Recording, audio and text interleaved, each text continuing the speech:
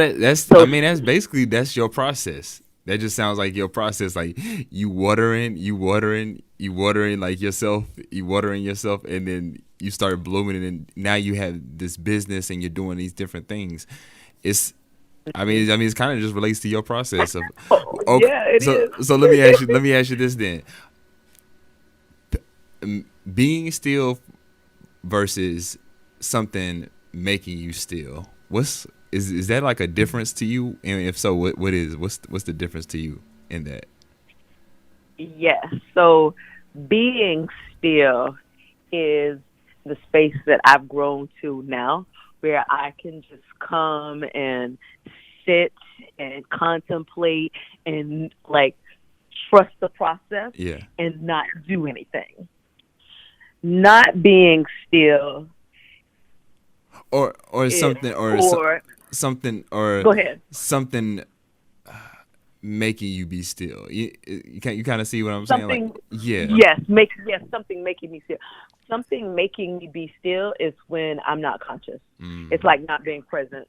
So, and a prime example is like when I first, so this pandemic has created a recession. yeah. But in 2008, there was another small recession Right. and it affected me.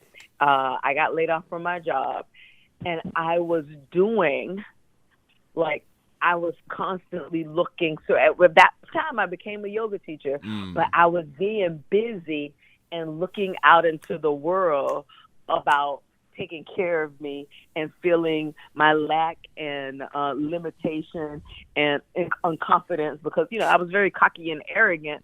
I was mm. like, shit, I've been on my job for 25 years. I know I'm gonna get a job, like Right. blah blah Right. blah. And then when it didn't happen, because I had never experienced a recession in Mm, the economy, some people were telling me, "Oh, you got too much skill. You want too much money. Like we're not doing that. That's over our budget." God made me be still, but at that yeah. time, I really didn't know that God was like getting me still for what He was ready for me to do, and I was Yeah. in a space of struggle, and I was still looking for the world to validate me. So Mm. and when that's you, that's being made like almost made to be still. Like something like getting you to be still. Like God was trying to get my attention, but I was so busy in the world.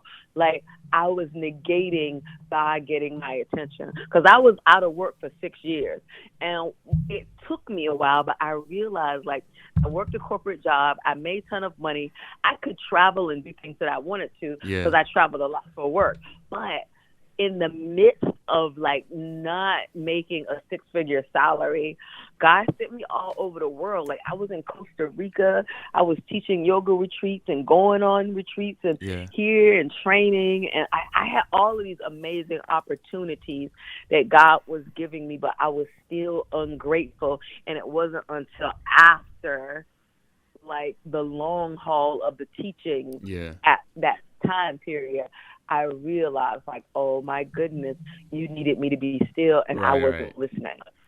When that I first, wasn't.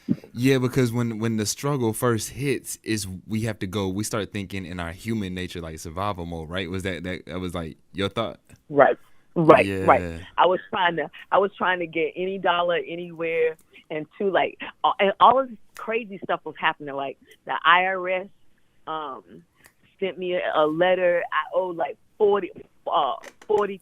I was like, Wow. I don't want to pay the IRS. That's a lot of money for. Yeah. I don't have a job. And then like that, like it seemed like everything was closing in on me, and then that put me in that fight or flight mode, that Yeah. survival like kick in. But that really was, all of that was in my head, and everything I was experiencing really was not true. Even though I was laid off, Yeah. God was still there providing and taking care of me, putting people in my life and setting things in place. I couldn't see the forest for the trees because I was too busy in the woods Right. Right. running Right. Right. Right. around Right. like lost. Thinking that you were And lost, like, and the wood's not even. It's not even that big. right, exactly. So once I stepped out of that situation and then calmed down, like then, but it wasn't until after I got a job and like other circumstances, and then I looked at my life and I was like, oh my God, I had it really good when Yeah. you know, and I had to see for myself, and then I had to go through these life lessons and processes, so it kind of took me the long way to get back on the path. I was on the path, but I was being very resistant to the path. What made you? Because like the teachers I mean, that it was were the teaching, fear though. Like that's part of the fear, right? That fear. makes us resistant because we don't want to. I mean, yeah, because I feel that. I feel exactly what you're saying because that's exactly what was hitting me. Is I'm hitting some like what I at first I'm thinking like blocks, but really it's like the universe is like we have to, like you were saying, have to force you into your own path because we're not doing it ourselves. So it has to it's like detoxing basically. And detoxing doesn't, first time detoxing never feels good. True. And another part of it too, I was doing what I wanted to do. Yeah. It was definitely large ego. Mm. I wasn't giving God any like reverence or praise or acknowledgement that he was the source. I thought that I was the source of my life.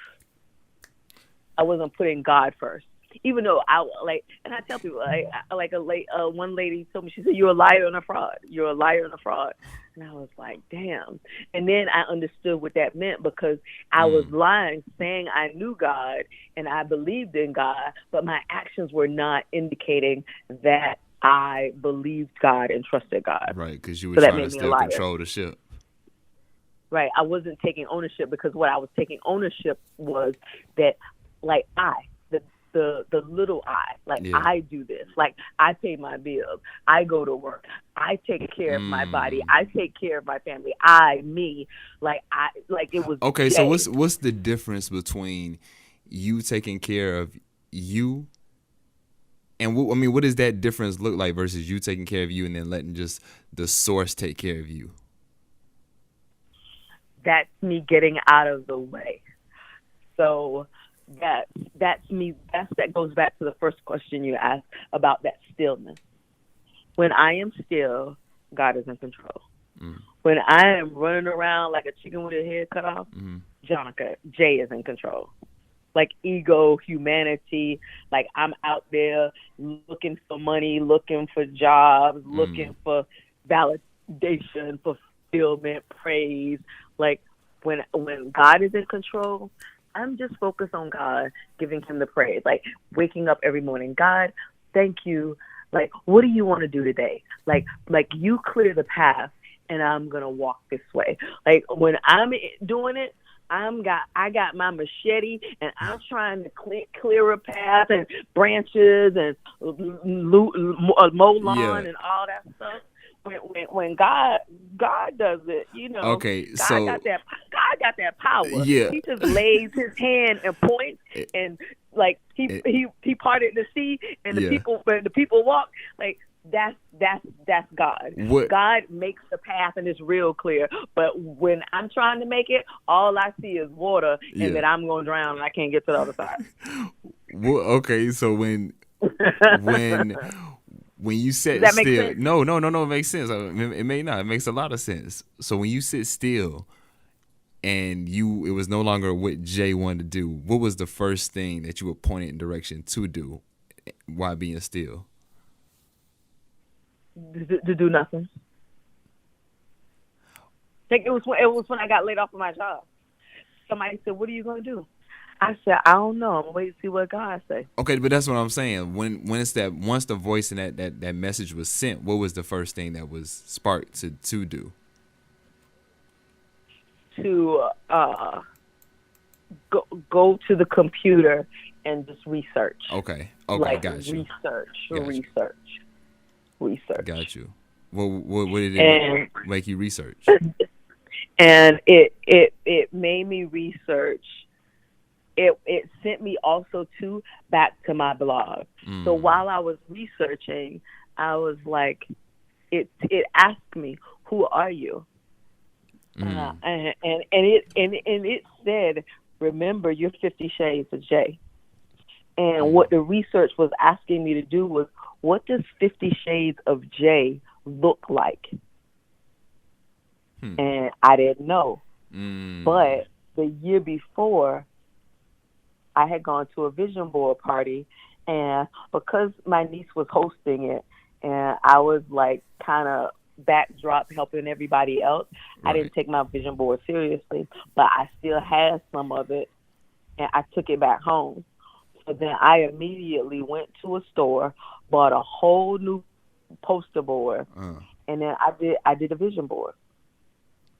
And I started putting like pieces that I cut out, like laying it down. I didn't glue it down, but I kept layering it. I looked at what I had from the year before, and I was like, okay, who is 50 Shades of Jay? What is that? Who is that Jay? What does she look like? What does she want? And that's what the voice was asking me. What do you want? What do you want? Right. What are your like? I know what I've given you. Yeah. Now you show me what you want with what I've given you. Yeah. Like the gifts are in you. And then as I started putting the pictures down, I started seeing 50 Shades of Jay, and I started seeing the vision of the business. Like it started coming. Like I was like, oh, I love doing this. I love gardening. I love creating here.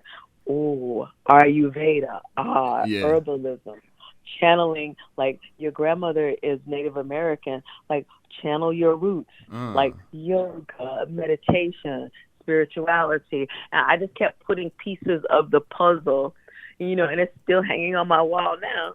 And it's just like togetherness, unity, love, like natural health, happiness.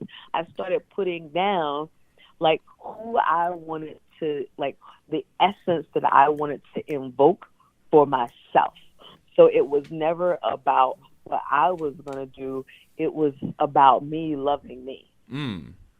And that basically, because you said you still have it up, like you don't change it every year. Do you keep it layering it, or I keep it just the way it is. The way it is, so it can just circulate. Yep, so it can just circulate because, like, for me, it's perfect. It's who I am. It's everything that I want. It's all the energy that I invoke.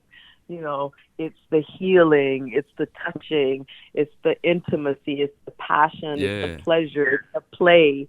It's like, it's who I am. It's the all 50 shades of me. Nice. And when you look at my business, you see all of these intricate layers. Because like my girlfriend was like, you do so much. What do you do?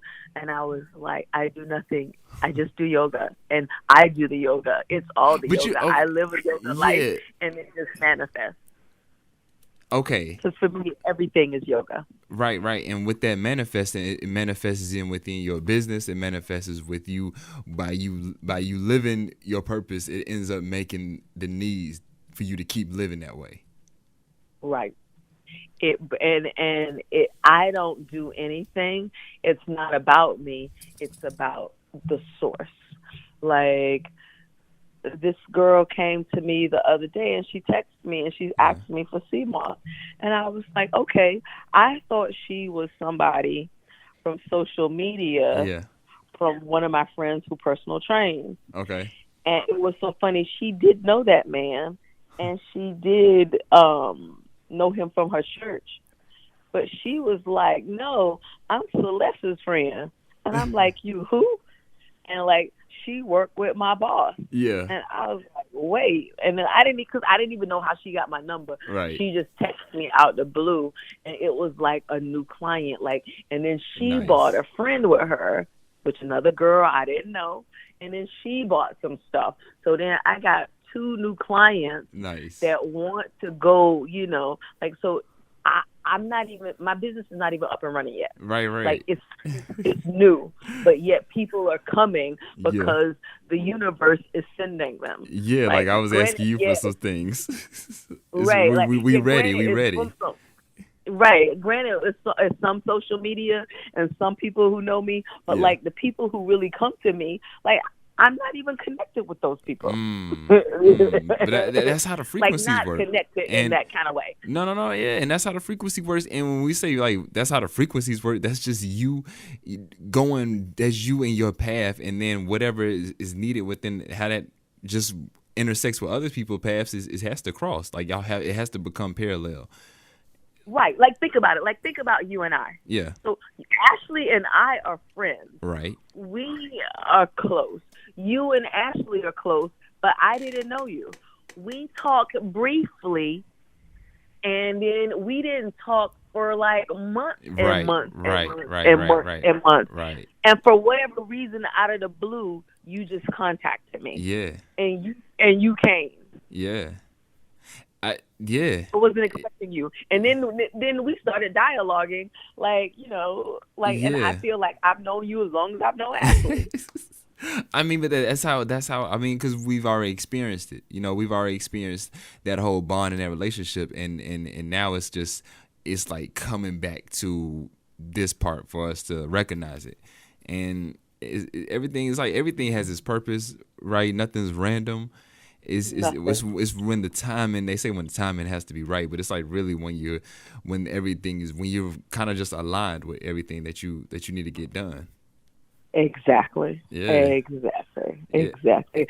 So whatever way things happen, like I always know, I just look to God to make it happen. Right now, I'm not, and that's the stillness. Like now, I'm not looking for anything. I'm just experiencing whatever the Creator wants me to experience. I like that. That was a perfect way just to cap it. I like that. Just experiencing. I'm gonna replay that last part. I like that.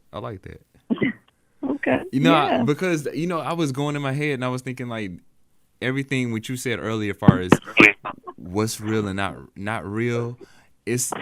That's what I really start understanding, that it, like you and I is just it's an experience and an interaction, but I'm not your responsibility. You're not my responsibility. So everybody that's around us really is just an experience and interaction, kind of just to understand and learn from.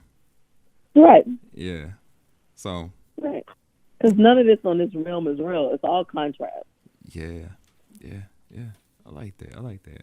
Well, that was the main part I wanted to like kind of like touch on today, was like stillness. And I know we've talked about stillness, but really kind of like just like make it you like the understand like the being still versus like something making us still, and then kind of like that struggle point. And I love how you said is being in the woods and you getting lost up in the trees and you know, you almost, how you said that, like just being in the woods, like being caught up in the forest and the trees, and you know, you almost really out of it. It's really not even that major.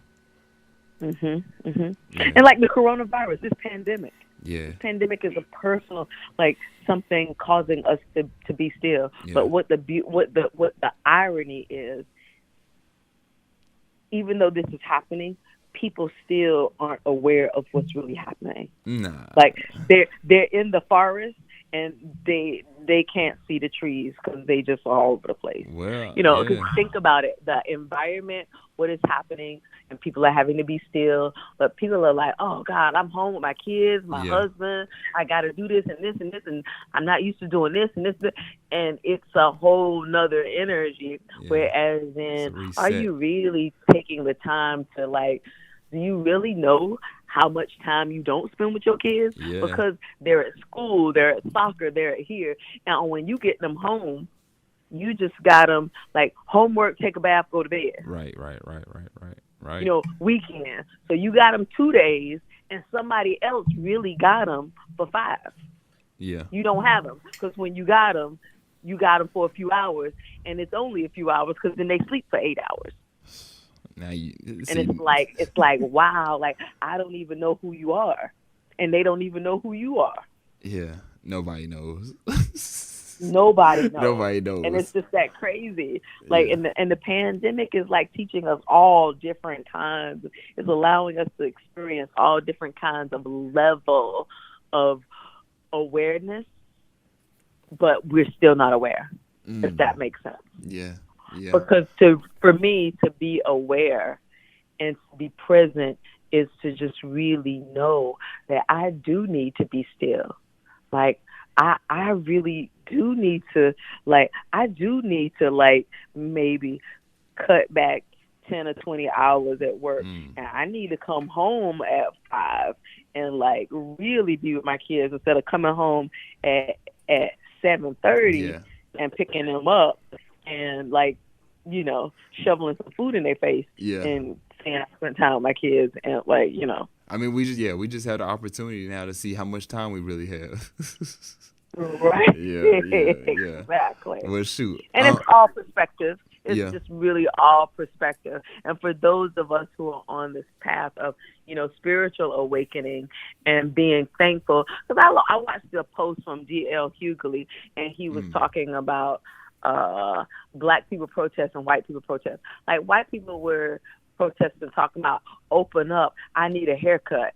And then black people were protesting like Black Lives Matter, like stop killing us. Like, we're seeing something from one perspective, how we protest, and like you, and that's the thing. Like, when you so caught up in a haircut, like you want your hair done, you really haven't learned or seen anything. You understand what I'm saying? That's being on the hamster wheel and being checked out of life. Yeah. Like, granted, well, okay, so only playing devil's advocate, I would say that I feel like we're all on different spectrums of what you're saying, like the perspectives. So it's kind of like you basically just saying what you're saying. Like, we're all on different spectrums. So like that person's spectrum just isn't on your spectrum. So it's like their life is that is their life. Right. Yeah. Exactly. But and that's my point to it. Like we're all scattered on these different like learning processes and experiences. And that's the reality of some people's experience. Yeah, and it's just either you better understand it or you're gonna be hurt. Right, and it's not, you know, I was like, for me, I'm ready to like be done. I don't know anything about the afterlife or death but I can only know what I think I imagine in my experience. I believe that I've lived, like some different people have told me, like they that have seen my energy, like like, you know, you've lived several times, and I just only know it because I'm like, well, dang, you're the fifth person who said it, so yeah. But like, I do have some shifts of thinking about, I did that in another life, and my thing is now, like, I was like, I don't want to come back to this planet no more. Like, I want to stay in the other realm. Like, I'm ready to check out of this option. I'm trying to learn these lessons and be done and let everybody else have this experience. Because, like, I'm ready for another one, even better one. So, you know, and it's like you said, it's perspective. Like, what do you want? What do you want to do? Where are you? Where are you in life? Yeah. And what's working for you? Yeah. And for some people, chasing the dollar and corporate and career, like, that's important. And don't get me wrong, been there, done that. Yeah. It's just not what's important to me now. Hey, you got to find even my own business is not important to me now. The only thing that's important to me now is being obedient to the will of God. That's the only thing that matters to me in my life. And and that's a perfect way to say it, because I think when you are, but I think your business is important to you because it's part of the will of God for you. So I think it is in a way. It's just not like it's part of the package of your will. It's like part of the package. Yes. Yeah. Yes. But I'm not attached to it. That's I see. That's a bit. Like right. if God gives me another direction right now, then you can flow with it. That's good. You can flow with it. I can flow with it. Yeah. That's what's up. That's what's up. Yeah. Because I believe that, like, let's say God says, you know, you're going to now go to Congress and sit on the Supreme Court bench. I don't know nothing about law. Like, that ain't my, I'm not going to do that. Like, I just know that God is going to open a door and I'm going to go to somebody's law school and register and, like, take make this next life happen. Right, and just make it happen. Like, is that what you're saying? Like, law school and, like, law school at my age? I'm I guess you're going to help me. And exactly. I ain't going to worry about it. Exactly. Exactly. Exactly. Exactly. Exactly. Exactly. Exactly.